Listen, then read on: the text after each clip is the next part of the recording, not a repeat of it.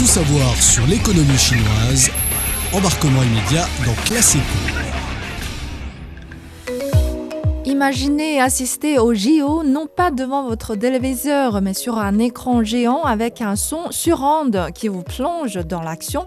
C'est ce qu'ont vécu les spectateurs chinois qui ont découvert cette année une nouvelle façon de vivre les Olympiades de Paris avec des séances en direct dans les cinémas à travers le pays. Voilà notre sujet d'aujourd'hui.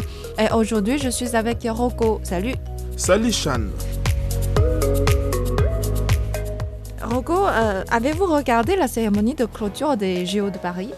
Pas en entièreté, compte tenu des décalages horaires entre la Chine et la France. J'ai suivi quand même quelques extraits et en gros, je dirais que le spectacle a été à la hauteur de l'événement.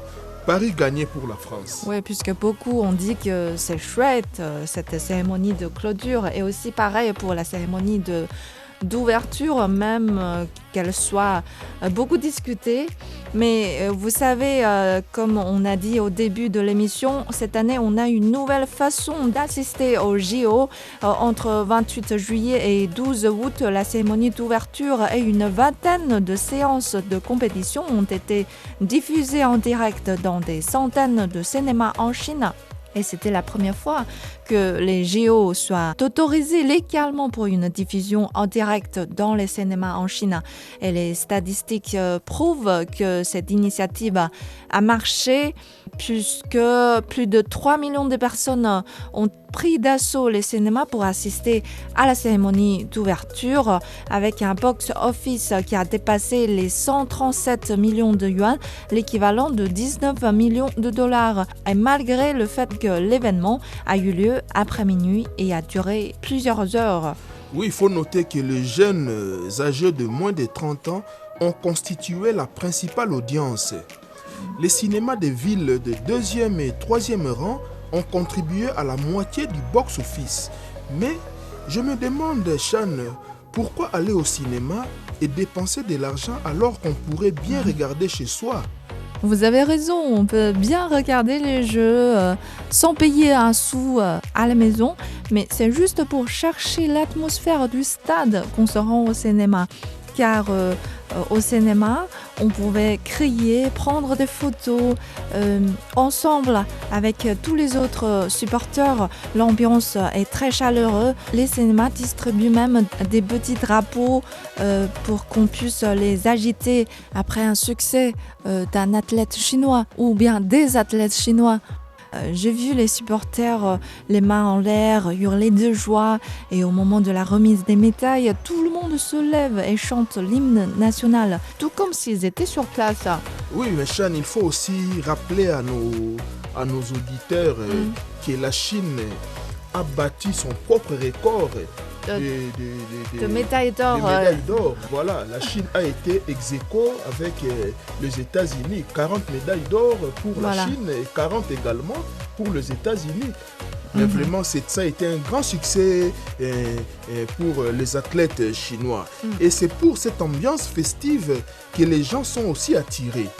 Parce qu'un responsable d'un cinéma qui peut accueillir 208 personnes, a justement dit que les matchs populaires comme les finales de mixte de tennis de table ont atteint presque un taux d'occupation de 100%. Et on diffuse en direct surtout les sports que les Chinois aiment regarder, comme le tennis de table, le badminton, le volley-ball, le plongeon, le basket et le foot. Et pour regarder les Jeux olympiques en groupe, il faut qu'il y ait un minimum de monde pour que la séance se passe, généralement entre 15 et 50 personnes. Mais il y a des cinémas qui partent avec seulement 2 personnes. Et les tarifs varient entre 30 et 50 yuan. Et si au final, on n'a pas assez de monde pour un match, l'argent payé sera remboursé, évidemment. Quelques matchs sont particulièrement appréciés. La finale mixte du tennis de table a attiré pas mal de monde. 412 séances en tout à l'échelle du pays et le chiffre d'affaires a dépassé les millions de yuan. Les données montrent que plus de 80% étaient des femmes et plus de 7 sur 10 étaient des salariés, alors que 11% étaient des étudiants. Et même si c'est la première fois que les Jeux Olympiques sont diffusés en direct dans le cinéma, l'idée d'aller voir des matchs en direct n'est pas nouveau du tout. Cela a commencé en 2006 pendant la Coupe du Monde de football en Allemagne. Et après, on a eu la Coupe du Monde au Qatar, la dernière Coupe d'Europe, qui ont tous été projetés dans le cinéma. Et depuis 2-3 ans, les tournois de jeux vidéo sont aussi passés au grand écran. On comprend que le cinéma essaye de réinventer. Cette année, les vacances d'été n'ont pas été très bonnes pour le cinéma. Ça, il faut qu'on se le dise. Les recettes de billetterie ont été de 7,5 milliards de yuan jusqu'à fin juillet, alors que l'année précédente, les chiffres étaient supérieurs à 10 milliards. Voilà, donc cela motive le cinéma à chercher des façons de se faire plus d'argent. Oui. Et en plus, les gens d'aujourd'hui sont plus exigeants pour les films.